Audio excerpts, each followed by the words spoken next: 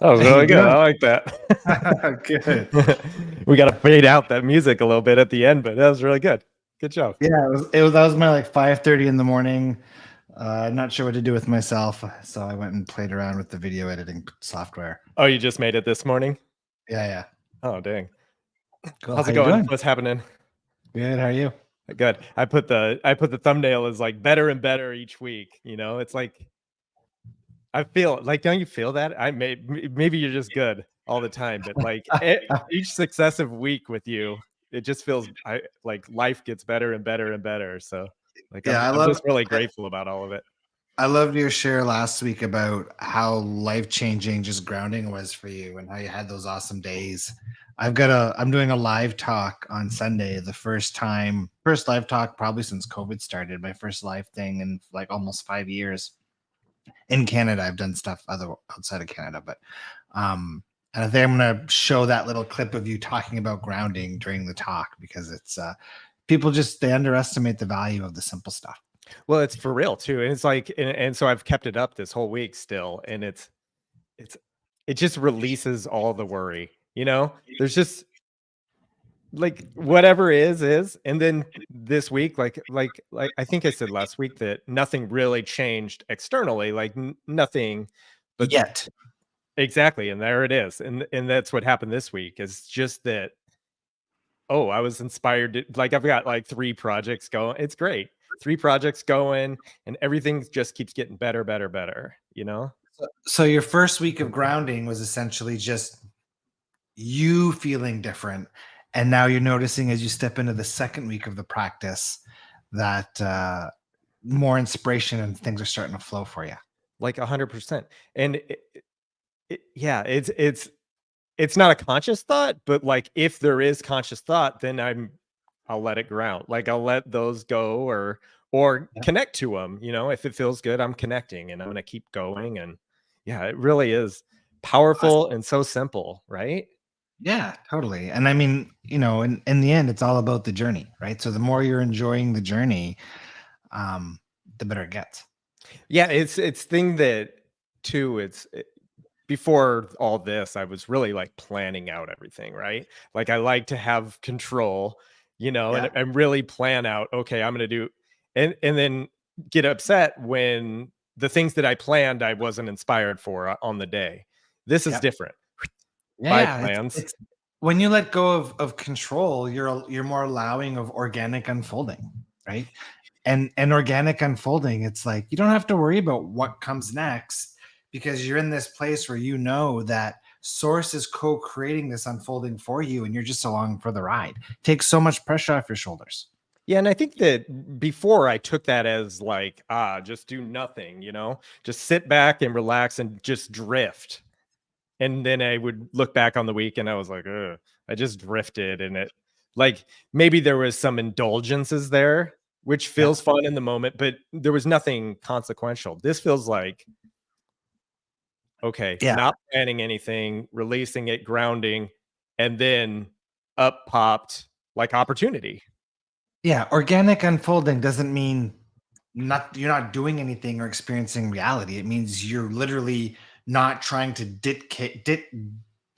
I can't even say it, dictate where reality is going to go or how it needs to get there. You're still setting your intent for what you want to experience and the frequencies you want to attune to, but the unfolding of it all comes down to source. It's funny, I was reflecting on that this morning, and the analogy that popped into my head was, TV, and you've got all these different channels. You've got a sports channel and maybe like, I don't know, an arts and crafts channel, and you go and your only job is just tune into the channel that is most exciting for you and let source decide what they're going to show on that channel. And I did a little thing with Anik, like she did my astrology reading. Oh yeah, your sidereal, Yeah. your sidereal. So did she send you your blueprint? Is that what she did? Yeah. Oh my gosh, I can't believe like how right on that is. How is it? It's like voodoo. It's crazy. Like how is that so right on? I don't know. To me that came out of nothing too, right? I wasn't looking for that. And then it's like, oh, here's like for real. It is a blueprint, isn't it? Is that what she calls it? It's literally we call it your soul essence blueprint. So when we come into physical reality, we come in with certain intentions of the things we want to experience, how we want to grow, our themes of exploration for this lifetime. And when you look at a true sidereal astrology blueprint, I think knows how to pick out. I think there's three categories. I think it's your path, so what it is you're here dominantly to experience. Okay. Um, your unique talents, your unique code, so what you're here to share with the world that's kind of unique to you. And then the third is initiations or contrast or obstacles, which is the contrast we're here to experience, which is kind of the activators of our unique codes. Yeah, and so I've done stuff like it before, Yeah. and this is different. This was like deep, like it was Yeah. like no one knows this stuff other than me. That was powerful. And Yeah. so I've got a call with her. I'm setting up a call with her to do Oh, like cool. a really deep, but this was just like this basic little blueprint thing, oh my gosh, how powerful that was. That was incredible. Yeah. And you know that you're kind of, the more you match your blueprint, the more you know that you're living in alignment with your authentic self and who you came here to be, right? Because there's free will. So if your blueprint says that you're here to be a master creator and a teacher and a spiritual guide, while in the meantime, you have the free will not to live that life. You have the free will to go be a hermit in a forest if you want. And there's nothing wrong with that. But I think the most fulfilling life is the one where we are here living out our blueprints. Yeah, there was a part of it too. There was a lot of that teaching stuff like that, like where I don't want to be a teacher. I don't care to be a Yeah, but teacher. don't think of teacher in the traditional sense of standing in front of a classroom. So Right. like me integrating and embodying the source integrated lifestyle, just by doing that and other people witnessing that, I'm teaching. Yeah, Right? that's what I'm into. So sure, I teach in front of audiences and in seminars and in the School of Expansion. And yes, that's teaching, but it doesn't mean teaching necessarily in traditional sense. I think Abraham-Hicks says life experience is the best teacher, and witnessing the life experiences of others activates things within ourselves. Right. So, and that's part of it too. Like, I feel like a mess. So it's great to be able to ask you a bunch of questions. So I don't know if I don't feel like that's teaching per se, but it's like you said, it's letting others in on this experience, right? And they get to ask their questions. And like it really is powerful. Totally. Yeah. I It's mean, very my blueprint literally says that I am here to teach others from my own life experiences. Yeah. Like you should just have a camera follow you around so we can watch you all day. Yeah. Well, in the School of Expansion, I share a lot of, this is what I experienced and this is how I did it and this is what I changed and this is what shifted and Yeah, it's like so often this week, like I kept thinking of all these things I want to talk about, and there's so much that's like confusing, like really confusing, but fun, right? Like just the idea, like I thought I want to start wearing a hat. Okay. But that's a big decision. Have you ever thought about wearing a hat? No, maybe I should because Oh! I'm slowly losing the top of my head. But Just shave it all off. yeah. No, like that's a real commitment to be a hat guy. But why Have you is ever it so why is it that you have to label yourself as a hat guy? So Right. why isn't it that in one moment you You're a can hat be a guy? non-hat guy and then the next moment you can be a hat guy? It's like a lot of people, what I've noticed is they attach themselves to identities. Yes. Right. It's like our inner critic, and I don't know if it's because of our inner critic finds comfort or safety in identities, but it's like we create these identities and these personas, then we want to try to mimic those identities and personas. But what if we just, you gave yourself permission to throw that out the window and just decide in any given moment, I can choose to be any goddamn persona I want to be. Right. And I think that's part of it too, right? Because if you want, like, I'm looking for change, right? I'm a seeker. I'm seeking change a lot of times. And there's parts of me that I don't connect with. And I don't know, if you it's like you said, you could be a hat guy for half an hour of a day, or a hat guy for one day or a week or whatever. It doesn't have to be the all-encompassing thing. Yeah, But to I me, mean, it's part of it, right? I try not to drink coffee on other than these calls. So like right now I'm a coffee guy, Right. and in 2 hours from now I'm not a coffee guy. Right. Have you ever so I a part of things like I've never associated with my name. Like I Okay. wonder what that is. Like Nick or I'm Nicholas. Yeah. Nicholas never's nah, that's not good. I watched this movie called Mikey and Nicky. And so I was thinking, as I was being a hat guy, do I just become Nicky? I have to change my I become a Nicky. And then it's like again, that's chasing. But the idea of that persona change may be enticing for a bit. I just like there's a connection that So it what feels does missing so what you're doing is you're associating meaning to your name. So or you're connection at least. or connection, but you can perceive yourself as simply an expression. So if Oh, you're simply an expression of source, then in any moment you can express as source in any way you want, regardless of your name or your wardrobe or who you hang out with or anything really. is it a thing where it's like so you have like almost multiple personality disorder stuff? Maybe to remove disorder, but you is that I mean, you could go that far. Maybe if it feels good, I I mean, guess. if you wanted to, I Right. mean, if you want, you could wake up one morning and decide today I'm going to be an extrovert, Mm. and then wake up the next morning and say, you know what, I'm going to be introverted today. I think we have the ability to be multifaceted in that way. For me personally, I don't reflect on any of that. I just wake up and I just follow impulse and I do what I feel like doing and I don't kind of second guess it. Did I ever tell you there's a lady that walks around? She's young too, but she's a cat. She identifies as a cat around town here. Did I tell you this? It's great. Yeah, She's I heard just meandering around as a cat. I saw her this I morning. I heard stories here that they actually put litter boxes in one of the school for kids who Oh. identified as cats. I don't think it was true. I can't see it going that far. Like, what kind of janitor is going to want to change like a human litter box? But still, it's interesting to hear all of that stuff. Does any of that bother you ever? I guess who cares what people do? No, Yeah. I mean, Yeah, if yeah, yeah. if somebody wants to embody the exploration of being, I don't know, a giraffe or a tow truck, go for it, right? Right. And from the outside looking in, it feels like I almost cry for help. And so maybe that's what I'm experiencing too. Well, it's the question I asked for some of those people, and not everyone, of course, but what are you trying to escape? Right. Right. So what is the discomfort about being the human version of you that's making you want to identify as a cat rather than a human being?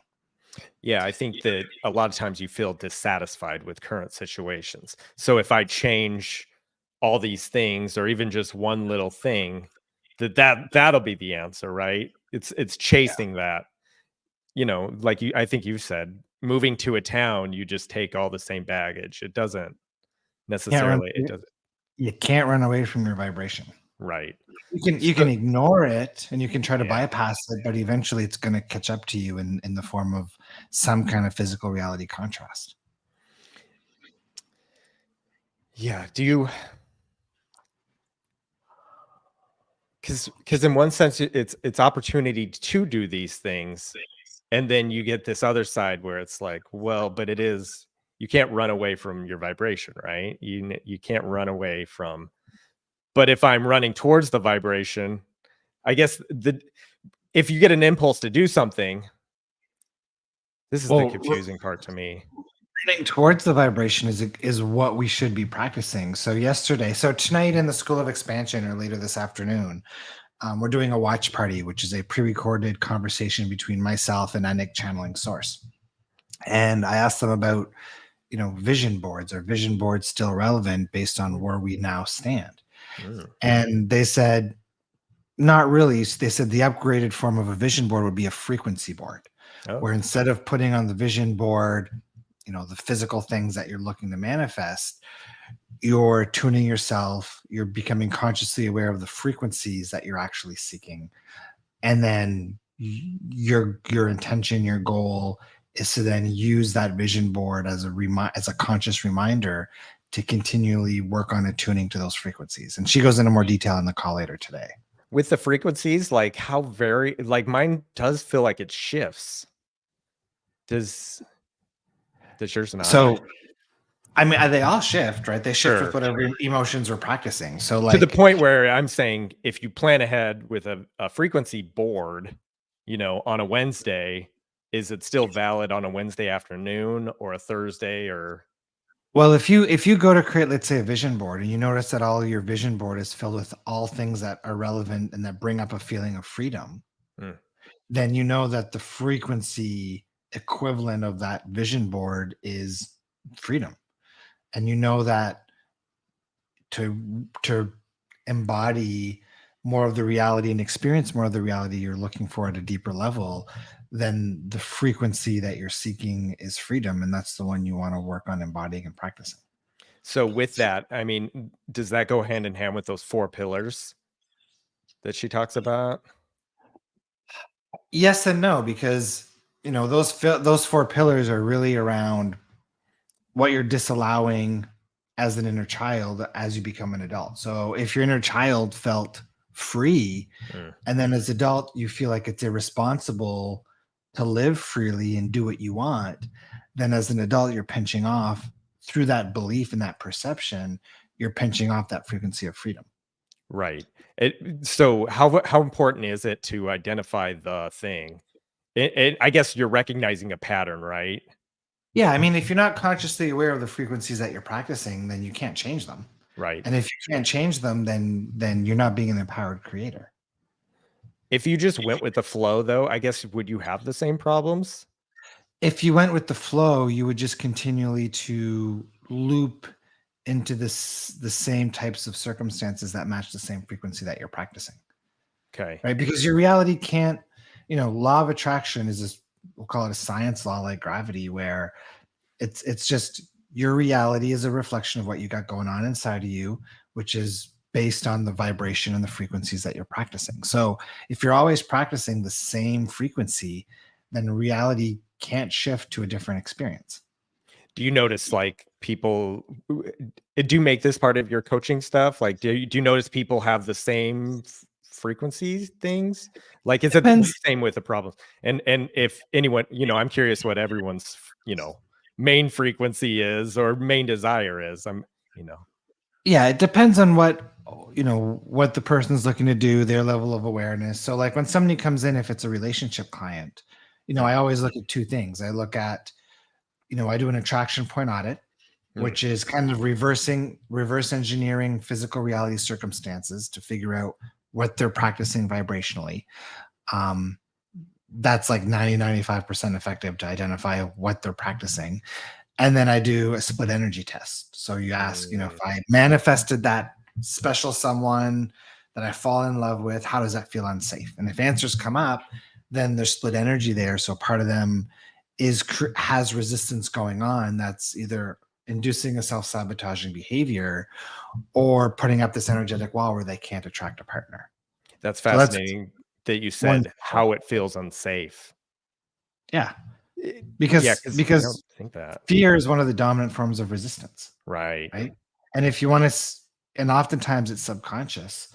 So, like, anybody who's on the call right now, ask the question: if I just manifested $100,000 today, Mhm. if that showed up in my bank account, that's not safe because, or how does that feel unsafe? And see if anything comes up. And if anything comes up, you've got resistance to it, right? It's that simple.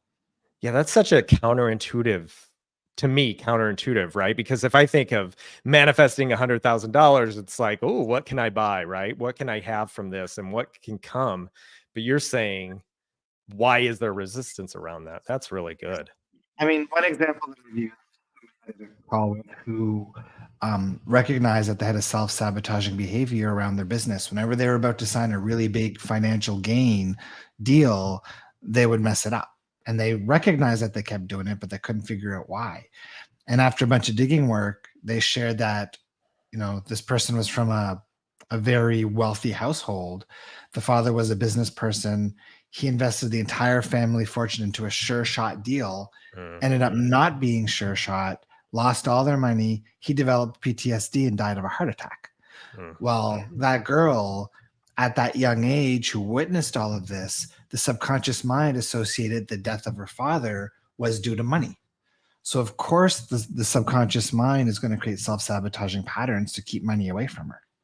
Right? That's When one of you, the roles of the subconscious. Keep us yeah. safe. And so, like, you do all this stuff for yourself too, or you did in the past? In the past, Do those things ever come back up for you? No, no, they're because gone. once you clear it, once you invalidate a belief, so the emotion is an indicator of a story slash belief that you're telling. Once you invalidate that, once you show that inner critic part of you that this truly does not make sense, then it goes away. Right. Yeah. So with all that, like, I mean, about like how long does something like that take to, I guess it depends on the person, but in general, Um, like right Depends away on. or I mean, I remember I had one guy in his third session working on anxiety. He let go of anxiety that he had in his for his entire life, wow. like lifelong anxiety gone 20 minutes into a session, right? After 3 sessions? So you just need to know where to go, right? Oh, okay. Yeah, guided there. Yeah, and that's where the belief tree process is so powerful because it's about asking the right questions and then invalidating some of the statements that come up after you ask those questions. So curious, anybody in the chat window, when you use that question, it's not safe to be in a loving relationship because if I do, does anything come up for you? Or same thing with money. It's not safe to have lots and lots of money because if I do, see what comes up for you guys. And if you want to drop it in the chat window, I'm curious to see what you guys got going on. So right away when you said it, I have like I think of money. Relationships feel great to me. Like I feel good, and so when something feels good, like a relationship feels good or money feels good, that's just something you just ignore. You're working on the problem. Is that more of it, or do you dive Well, into things that I even feel mean, good? you want to remove resistance, right? Right. So If there's none, you're then either on every topic, you're on one end of the stick from total resistance to total allowance. And the closer you are to the total allowance end of the stick, then the more in the receptivity mode you're in. mm. Oh, got some questions. The so with a thing like money, that okay, so yeah, odd things pop up when I hear money. Like I'm thinking about like illogical things. So why I don't even understand why they would ever be there. So you just like work through it and Yeah, well, I mean, it's interesting we're talking about this because yesterday we recorded today's watch party for the School of Expansion later today. And I would say most of that conversation is what she called, where I got it written here, breaking the cycle of scarcity. oh So, like, when you look at humanity, the number one thing that I think most people or most of humanity is looking to manifest is finances. It's safety, it's security, it's financial abundance, it's freedom. And it comes from generations and generations and generations and cycles of scarcity, of lack mindset. And she talks about working through that. And I would say humanity as a whole right now, that's the most amount of healing is probably around the topic of lack and scarcity, right, whether because it's financial or love or anything else. right. So that's kind of what's all that's left. I mean, we don't have to run away from animals so often, and food is plentiful, and Yeah. yeah, you know, would that instantly change if? Well, that's silly. But I was like, if we went back to caveman days, then that's a trauma event that would probably change all that, right? Would that Completely work its way into genetic code? different. So my definition of working its way into genetic code, again, everything comes down to vibration. So, when you're, in your mother's womb pre-birth, well, you're living inside of not only her body, but her energy field and her vibration for 9 months. So you're going to be picking up on some of the frequencies that she's putting out. And Mm, then when you grow up, if you grow up in an environment where The mindset is money's hard to earn, money's unsafe, people will rob you, blah, blah, blah. As a child, you're going to pick up the belief systems and the vibrations and the frequencies that are being practiced in your household. Yeah. So that's where, when we talk about generational stuff, that's mainly how it gets passed down. Right. And Vanessa says she has to protect herself. Yeah, so it's not safe. So you want to re-loop the probing statement. So money's not safe because I have to protect myself. Right. And I have to protect myself. I feel that way because, right? And then the answer might be something like somebody will try to rob me, right? And that perception may have come from maybe they were robbed when they were younger, or maybe somebody stole all their money, right? And then you want to invalidate that belief and show how small of a chance it is to get robbed and to be robbed, and then rework that inner critic part of you so that it can let it go.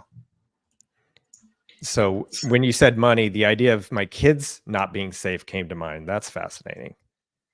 How about that? Yeah. Like, is the idea of money attracts predators or people with bad intentions? How do I delete this belief? Yeah. So I know lots of people who have lots of money and they're not attracting predators. Right. They're not attracting people with bad intentions.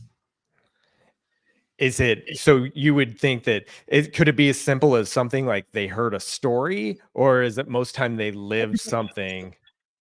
Could be watching something on TV as a 4-year-old, not realizing that it's not real, right? Remember, the subconscious mind can't tell the difference between reality and imagination. So when you're playing a video game, like, I don't know, what's one of those war games? Sure. Call of Duty. Call of Duty. Or Modern Warfare. I think that's the same game. Your adrenals are firing, Yeah. right? You're on edge.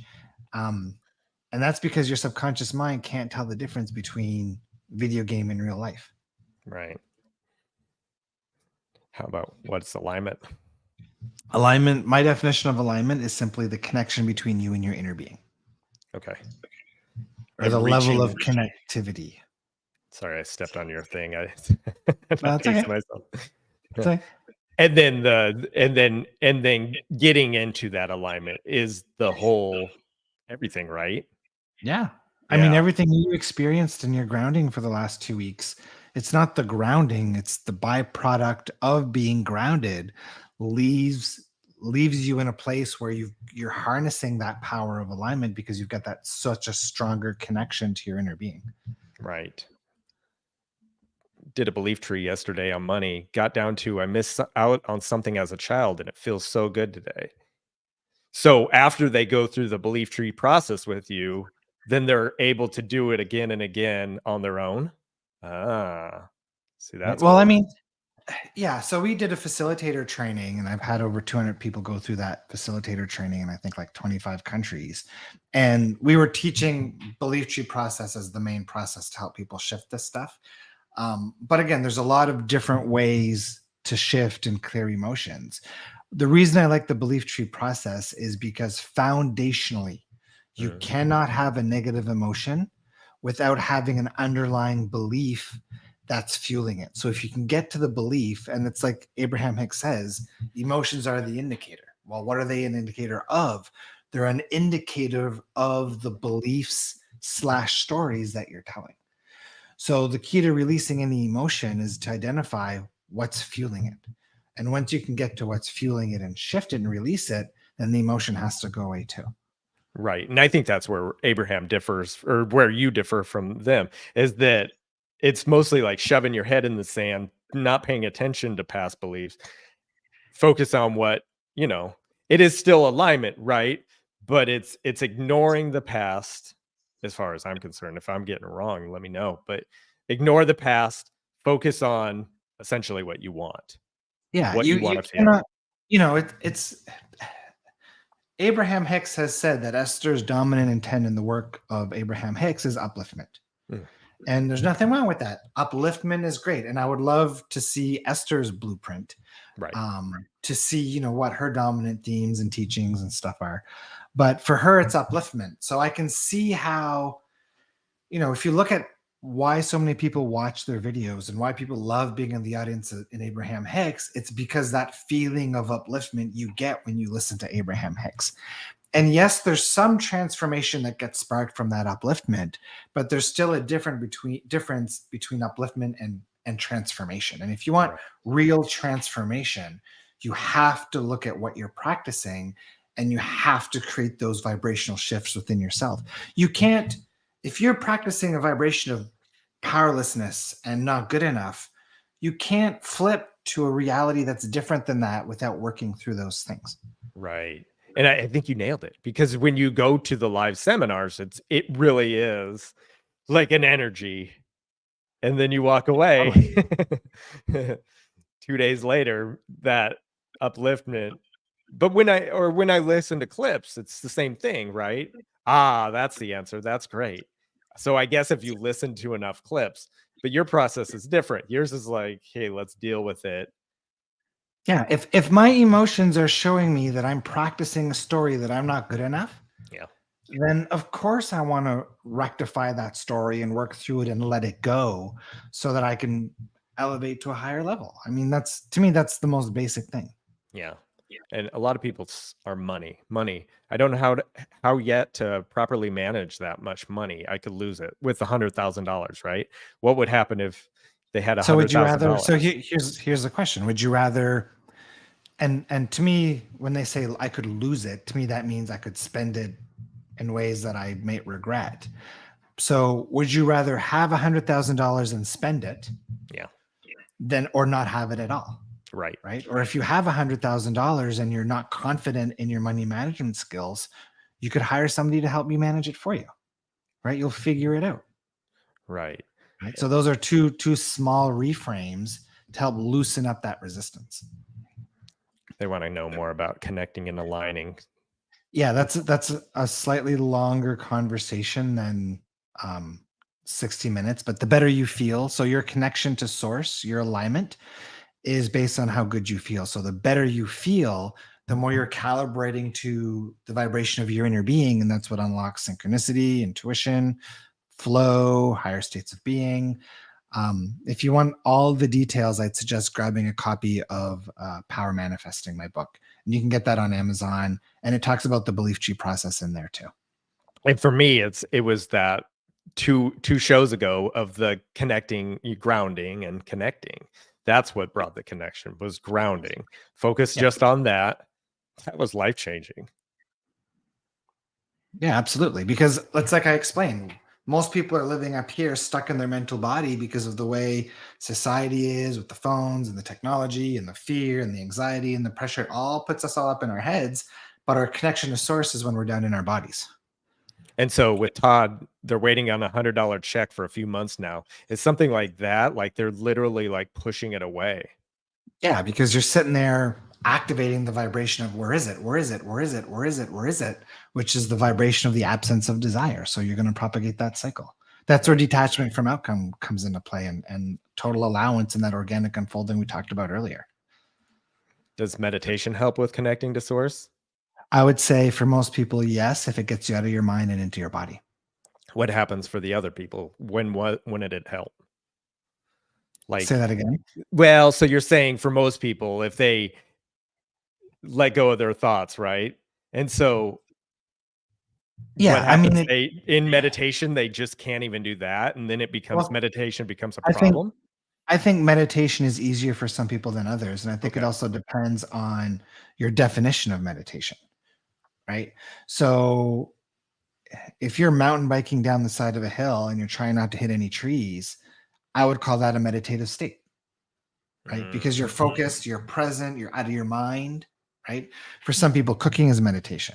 Some people, vacuuming is meditation, right. right? So I would go as far as redefining, when people think the word meditation, they think sitting still, not doing anything, trying to focus on a little candle or a sound, or getting out of your mind. But I think that there's so many better ways and easier ways for people to achieve a meditative state that Right. doesn't have to involve sitting in complete stillness. Right. What's some of the ways you just for you, it's sauna, or it's throwing around a disc golf, or driving, or like there's Yeah, being so in many ways. I'd say my favorite is just being in nature, whether it's throwing disc golfs or hiking, playing with the kids. Anything that really just has me completely focused on my present moment. Is it important to recognize it while, or maybe after the fact, or while it's, I guess, after the fact, right? Like, oh, that was a really powerful moment. Or is it necessary?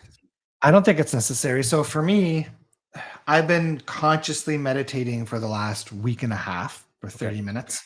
But prior to the last week and a half, I haven't consciously meditated for like probably 4 or 5 years, Mm. because throughout my day, there's activities which I consider meditation, right? So, like, if I'm doing my workouts with my dumbbells and my weights and my barbells and push ups and all of that stuff, I'm in a meditative state because I'm so focused on what I'm doing and I'm out of my head. Yeah. So, what was the reason to focus on meditation? Just for fun? Some guidance from source. So, something source Mm. guided me to do for a couple of weeks. Did you notice that?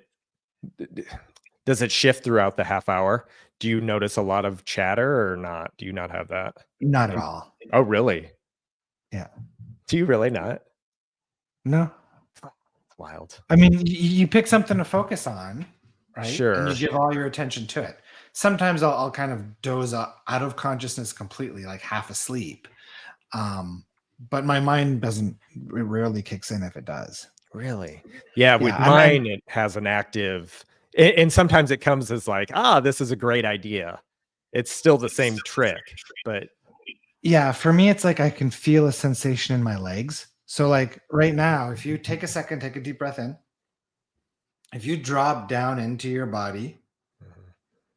and drop low enough, do you feel energy running like through your calves and down your feet?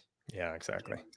And for me, depending on what I'm focusing on, that sensation can increase or decrease. So, like this morning, I was laying and I was practicing attuning to the feeling of like high freedom, we'll call it, or high ease.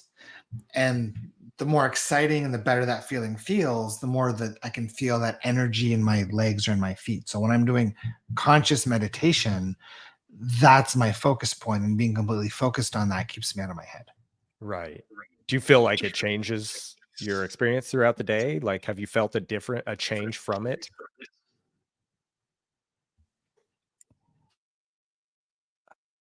I don't know.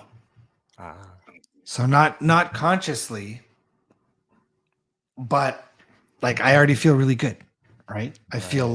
light, and that's something that was discussed in the watch party that we're broadcasting later today in the School of Expansion. Was the more relaxed you are in your body, the more receptive you are. So what I did the day before yesterday is I did like 45 minutes of heavy weights.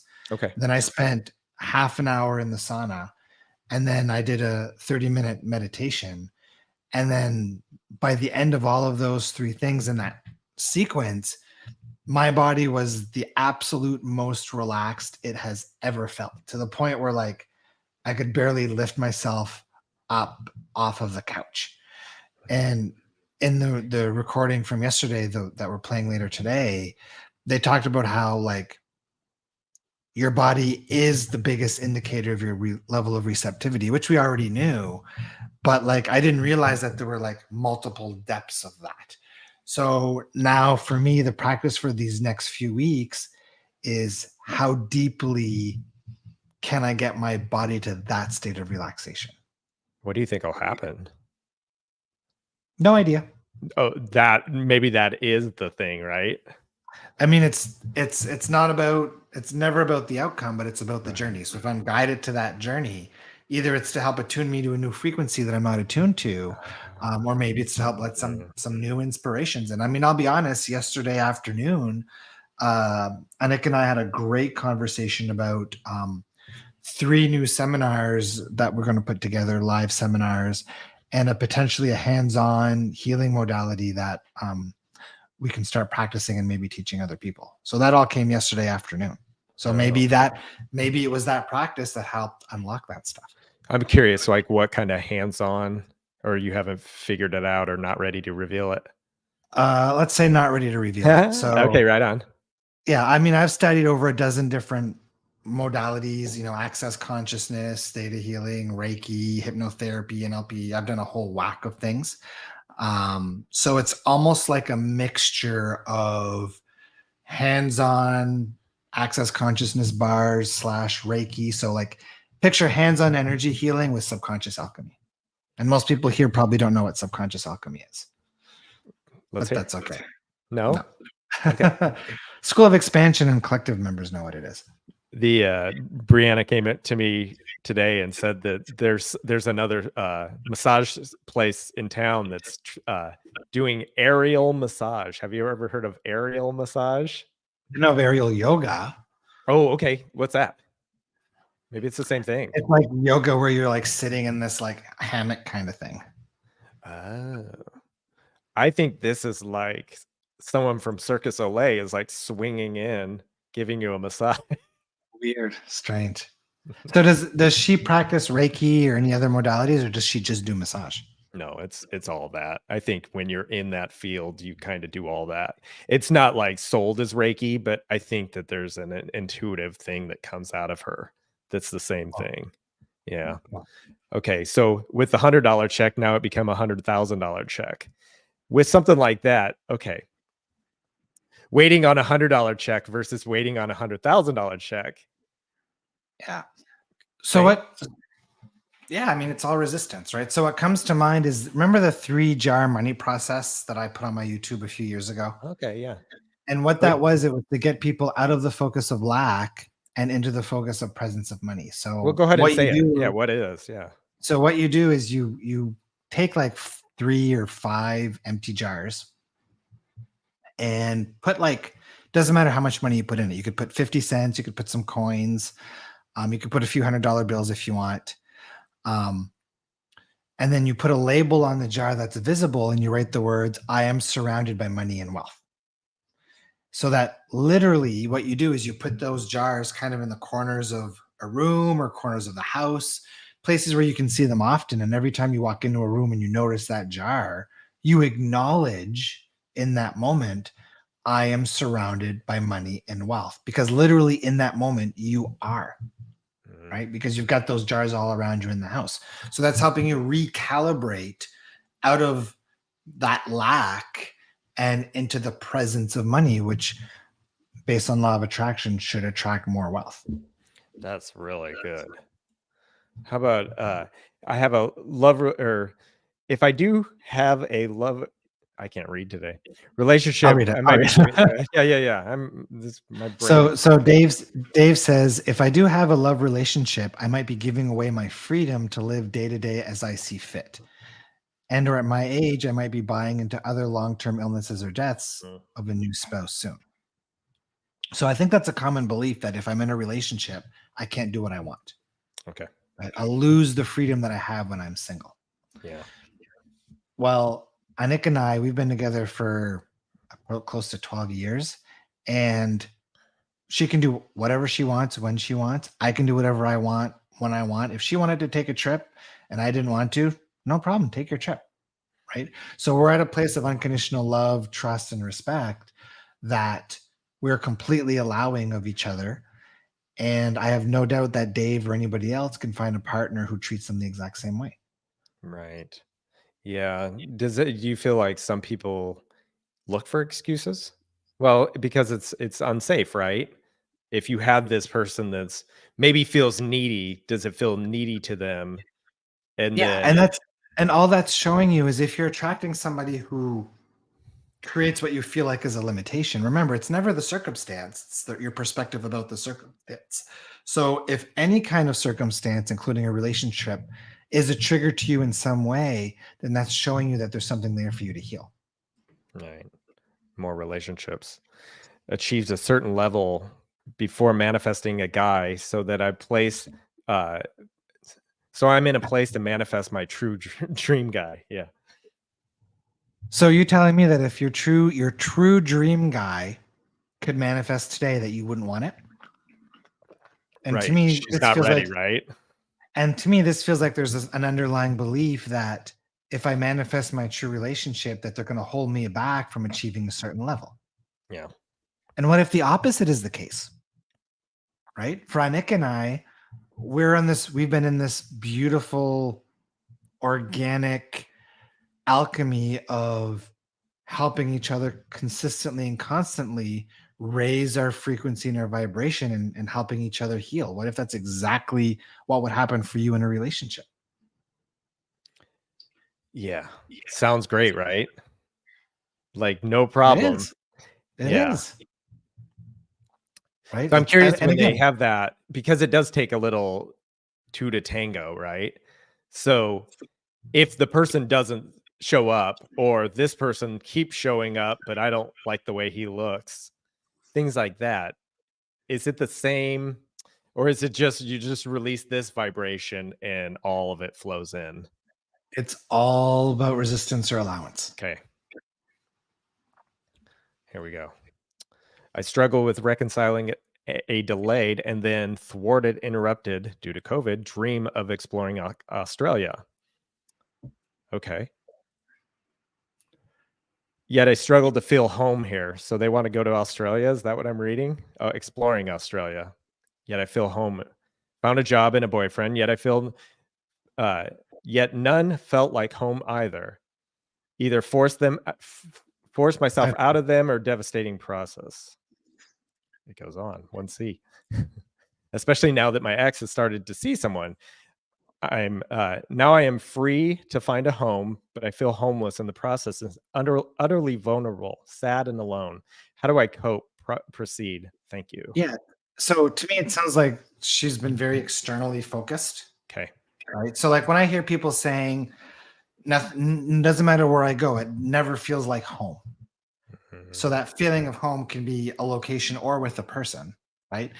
And they're outside seeking externally, going from place to place to place, or person to person to person, looking for to what feels like home. But really the answer is still about going inside, right? It's about, what is that feeling of home, and what's the vibration, the emotion I'm practicing that's opposing it? What's the empty feeling? What's the lonely, or here she says vulnerable, sad, and alone? Right. Then like it's about exploring what's activating those frequencies and then emotions within yourself.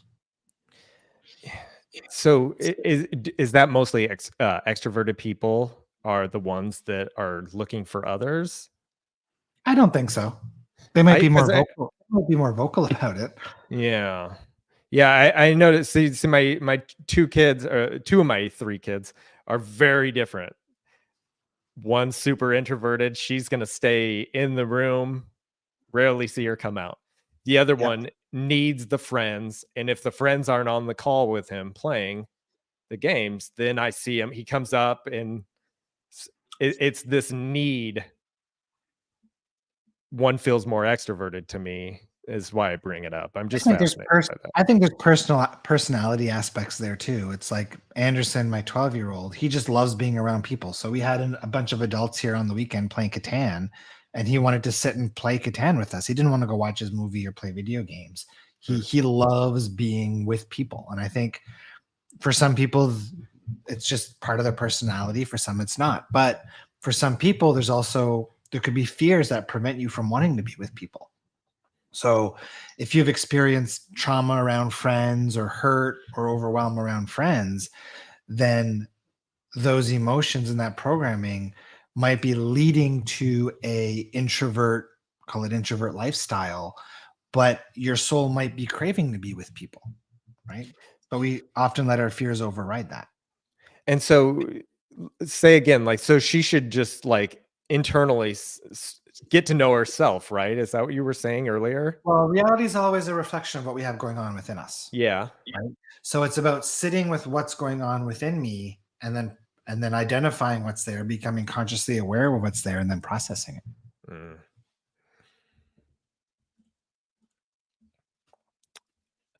I have let go of waiting recently, and I'm searching out any hangups with receiving the money. Okay.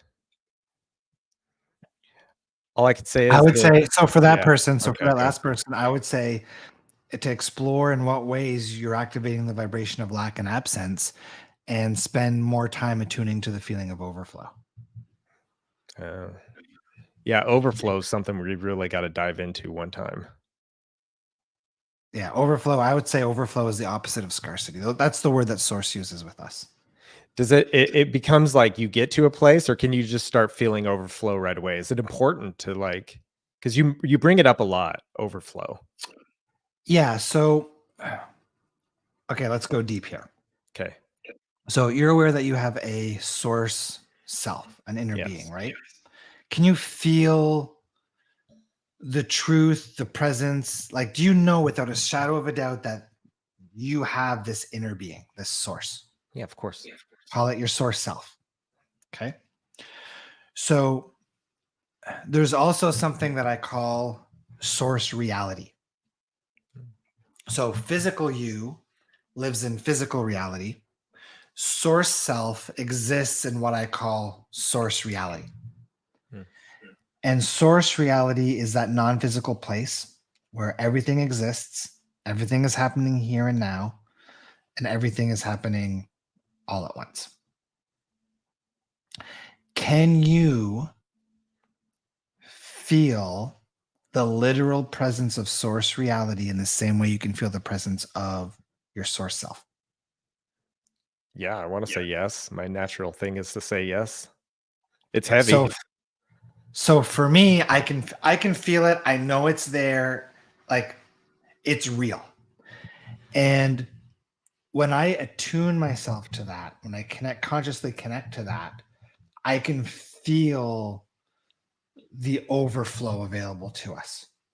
I feel that reality is just as real as this physical reality. And it's the practice of attuning to that which allows more overflow from that reality into this one. Yeah. And then that's it. Just tuning That's to that. Wow. I gotta leave. and Yeah. it's such a good feeling to tune into it. It's so delicious. Yeah. And that solves money, relationship, anything. It depends on your definition of selves. Okay, Right? fine. So, like, if you look at Bashar's definition of abundance, abundance is about having everything you need when you need it. Yeah. Right? When you So need it. like, why would you need $10 billion in your bank account if you're not going to spend it? Sure. Right? So, like, for me, where I'm going in my journey, I am fully supported by Source. It is providing me with everything that I need. What more would I need? What more do I need to ask for? Right? As long as I can continue to move forward on the path of my highest excitement, then that's it. All I need is my connection to Source. I need to not pinch off, not put myself in scarcity, allow the flow of all good things, and allow reality to organically unfold without the need to control it. Life is that simple. All I can say is the subconscious alchemy, your meditations, the messages work. I'm a new person and getting better. Good Love job. it. Yeah. Home is within. Home is within. Yes. Hearts and wows. Wows and hearts. What's the fastest and easiest way to connect? Change the way you feel. Okay. Right? The word connect here, people, when you say connection to Source, people just automatically drop to like, oh, it's about being in unconditional love. Yeah, that's part of it. But in my presentation I'm doing live on Sunday, we literally look at 5 different pillars that relate to your connection to Source: grounding, expanding your energy field, your emotional state of being, the densities you carry. Those are all things that are relevant to your level of connectivity and your integration to your Source self. Isn't it? So Yeah. sorry, the simple answer to what Marie is asking here is feel good. The better you feel, the more connected to Source you become. But if you're feeling really good and stuck up in your mental body, then that conduit between you and Source isn't nearly as powerful as it is when you are in your body. And that's exactly what you, Nick, experienced in the last couple of weeks. with your grounding practice. Well, and so if that's pillar one, and then you say expanding your energy presence, right? To me, that feels like maybe perhaps a step too far. Like, and maybe that's the same as what earlier when she was saying that I want to attract a guy, but I got to fix all of these other things first. So I feel like I got to get grounded and get good place Well, there it's before I never. expand. Okay, let me simplify that. Yeah. You don't have to make a checklist of all the things that you feel like need to be fixed, Oh, and really nothing's broken. Physical reality is always going to show you what it is you need to work on next. okay. So you know that if you're always attracting partners who are cheating on you, Hmm. then you probably have some abandonment to work on and some not good enough to work on. Right? So reality is showing you, the question is, are you taking the time to explore within yourself what it is that reality is triggering within you? Right. That's the key to we'll call it spiritual advancement or expansion. Yeah. And so with those 5 pillars, they're just different ways. You could use this pillar today, or are you wanting to do all 5? You want to do all 5, but you're never going Okay. to master them all at once and overnight. Okay. So like I tell people, the first thing you want to try to master is grounding. Yeah. Right? Are you spending 1% of the day in your body or 99% of the day in your body? Well, if you're closer to 99% of the day in your body, then you don't have to work on your grounding. You can move on to living in an expanded energy field, looking at your resistance. Are you spending most of your day right now? Everybody on the call, do a quick check. How relaxed is your physical body? How tense do you feel? What's your level of tension on it? Drop it in the chat window on a 0 to 10 scale. 0 being completely rigid, 10 being so relaxed you could barely stand up. What's the level of tension in your body? Mhm. Most people aren't consciously aware, and the level of tension that you're practicing in your body is a direct indicator to how much resistance you're practicing. Do you feel like it's different than focusing into your heart? I think dropping into your heart allows you to be in a less tense place, a less resistant place, because it's the mind, the stress, the pressure, the overwhelm that typically get activated when you're up in here that puts you in that state of tension. We got some 8s, 7s and 8s, 7, that's really good. 8. Yeah. 1. One, uh-oh. We'll work on that on the call, Lydia.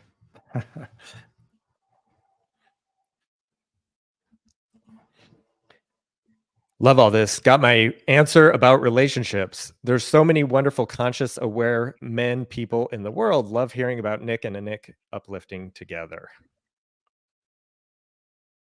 Yeah, we're co-creating some magical things. Anik has really stepped out of her shell in the last few years with her channeling and Yeah. playing a bigger role in the School of Expansion. It's really fun to watch. Yeah, it's really good. And she gets better and better every week. Last Wednesday's was that call was good. Like all that stuff. Yeah. Very relaxed. We're gonna have to get Anik on the show here with us at some point. Maybe even do a bit of channeling. Oh, that'd be cool. You know, I love the meditations you do in the School of Expansion. Those are so like powerful. If anyone, like people should join just one time just to hear that. It is Yeah, really good. I It's did. like a snap. Yeah, the one I did last week. Oh, it was the reverse inner child one. Yeah, it was so good. Yeah, and that comes to me like on the spot. Like I didn't even know what we were doing, and I had you guys going in, and like to me, it's a stream of consciousness. Um, but yeah, that was really good. I knew it was going to be like reverse inner child, but I didn't know what it was going to look like till we were in it. Well, and every time I go on that call, like I'm not gonna ever raise my hand, but someone always has my question or has something that relates to me. It works perfect. I could just sit over here and stay quiet. But someone said, it to summarize, part of it was the inner child was giving you a gift, right? Giving you this sense of joy and happiness and like a hug, right? Here's this gift.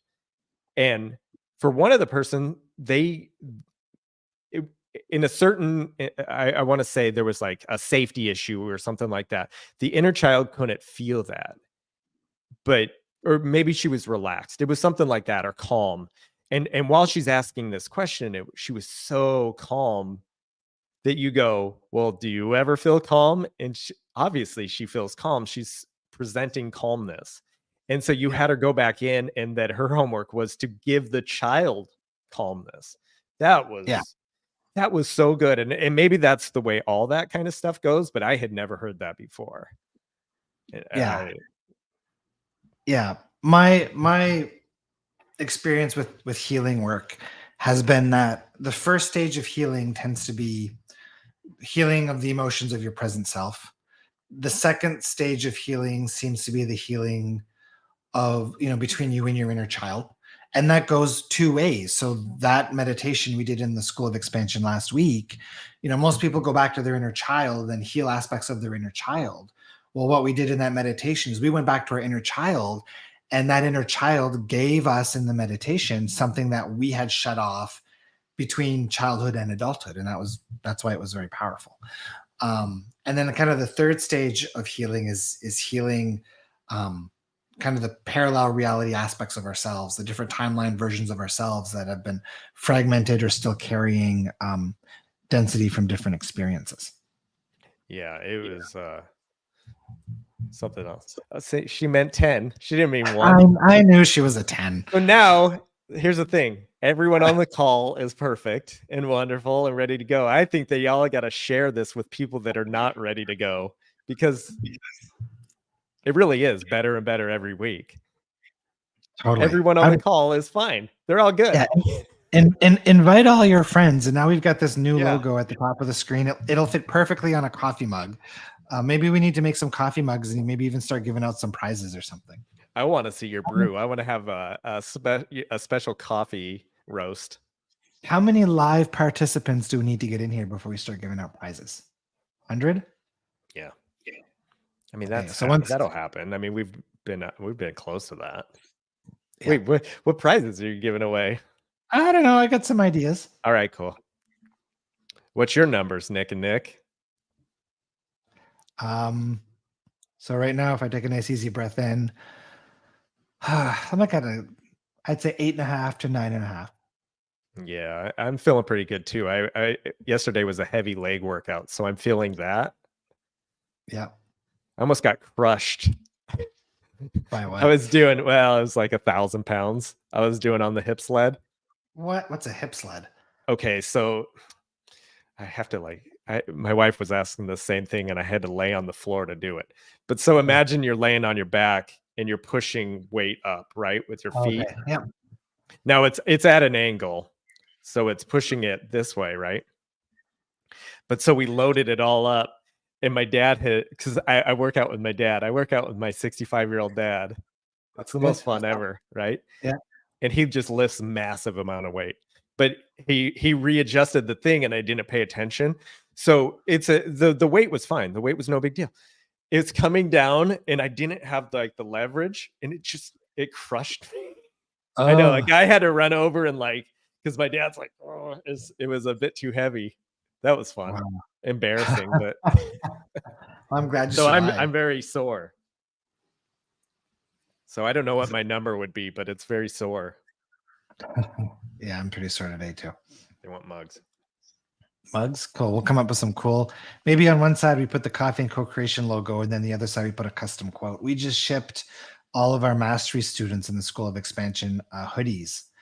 And with every hoodie, we put a custom quote on the back of the hoodies. So if you're in the School of Expansion Mastery group, you should be getting that in the next week or two. Oh, that's neat. Should just put we should have just a big picture of you on them. One mug. A big black and white head. They all want mugs. Well, we got to get to 100. All right. Once we hit 100 people on our live stream, we'll start giving away mugs. So you guys got to go invite all your friends. So this is it. How do I share this information with a partner who's resistant to it? That's the thing. But I would imagine most people want help with something, right? But here's the question. Why? My response to that is why? Why what? Go ahead. Why do they want to share it? What's the problem with the partner being resistant to it?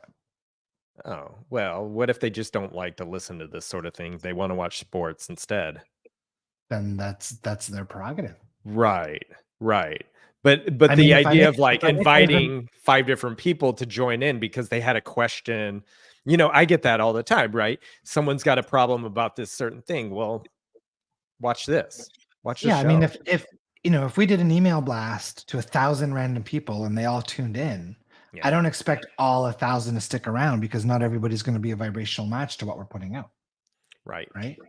So it's never about, something I really dislike about the coaching industry and in social media is you're constantly being blasted by people telling you how to live your life, what you should be eating, what you should be doing. Don't do this, invest in this, don't invest in that. This is wrong, this is right.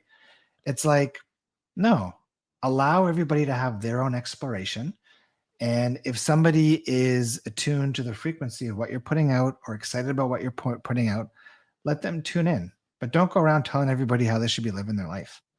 Yeah. Well, I think too, like everyone's got a question, right? People have questions. And that question, where it comes from, that might help out so many people. That I find. That's the Yeah. the beauty of it is that. And the people who are a vibrational match to that question and the answer will find their way to it. Yeah. Yeah. Sometimes you want to know if you should wear a hat or not. But I'm going to ask that question. Yeah. And if you want to wear it, wear it. If you don't. Like, everyone's so excited. How to not be a pushover parent, or better your pushover parent. I'm trying to break the cycle. I'm not sure what a pushover parent is. Yeah, to me. So if I had to guess, Yeah. my oldest kind of runs the house a little bit. Right. So yeah, I'm kind of beta to him. So So I to think me, it's that's about being a pushover. so I think it's about getting clear on what your boundaries are, what you're okay with and what you're not okay with, Right. and then standing firm in those boundaries. Okay. Has the 3 jars in it where I'm surrounded by money, etc. Everyone I know and family I have with money. So why am I not seeing the money? I do have abundance in so many other areas, just not seeing the money. Yeah, so there's something you're practicing vibrationally that's pinching it off, right? So either you're not taking the time multiple times a day to feel the feeling of being surrounded by money, right? Or you might be practicing a fear such as money's not safe. So it's again, it always comes back to what are you practicing? Hmm. It's never the process that creates the results. The process is irrelevant.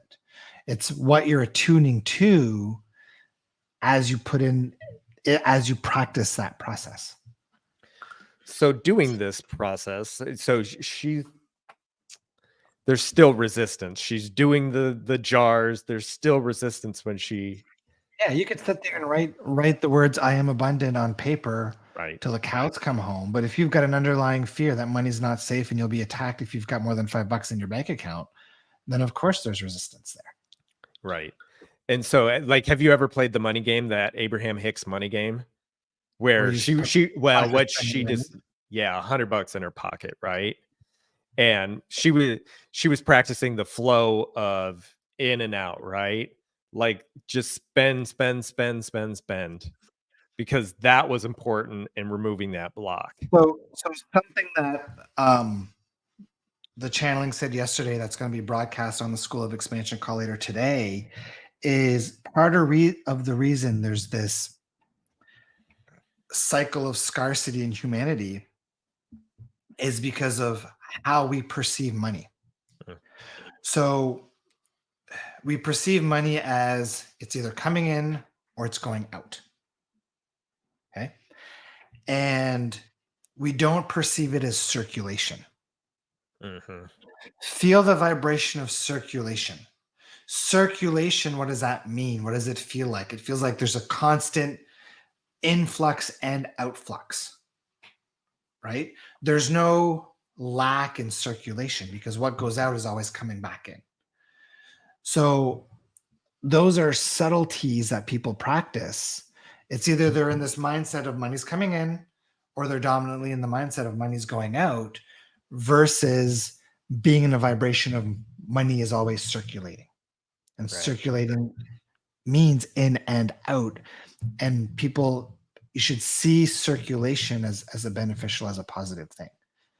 Right. Yeah. One of the biggest things I ever did was recognizing that there's so much money out there, recognizing in a positive way. Like I'm just driving, right? There's all these cars. Well, people bought the cars. There's money that comes with financing. There's money in the trees on the side of the road. There's money in maintaining the road. You're going to plow, or there's all this stuff, right? There's just money, money, money everywhere, like in so much abundance. And Yeah. just feeling that and feeling that flow. And that's attuning you to that vibration of overflow that you want. Right. I didn't have to spend a dime on that road, but I get a benefit, right? In this Totally. moment, like you said, a 10 billion in the bank account. What good if you're not spending it? And so in this moment, my guess is life is pretty good always, right? Totally. Yeah. All right, we got to start wrapping things up. I got a client Oh, in we another got 5 too minutes. many. Okay. How about this one, and then we'll finish on this. I have no desire to get a partner or anyone else to be interested in what I'm interested. Am I pinching myself off? Yeah, totally. That's it. I mean, there's 7 billion people on the planet. If you believe that there's not a single person that's interested in the same things as you, then to me that sounds like a story that needs to be changed. Yeah. Well, this was great. Yeah, 10/10 on always my fun. end. Always fun. Thank Thank you you to so much. everybody who came and played and tuned in. And yeah, maybe we'll start working on some mugs for when we start to hit 100 viewers. Right on. We'll see you next Cool. week. And for our School of Expansion students, we'll see you guys at 3:00 this afternoon. And if you're not a School of Expansion student, go to my website, nickbreau.com, and you can find all the details there. We'd love for you to join us. Right on. Thanks, Nick. Awesome. Check you later. See ya.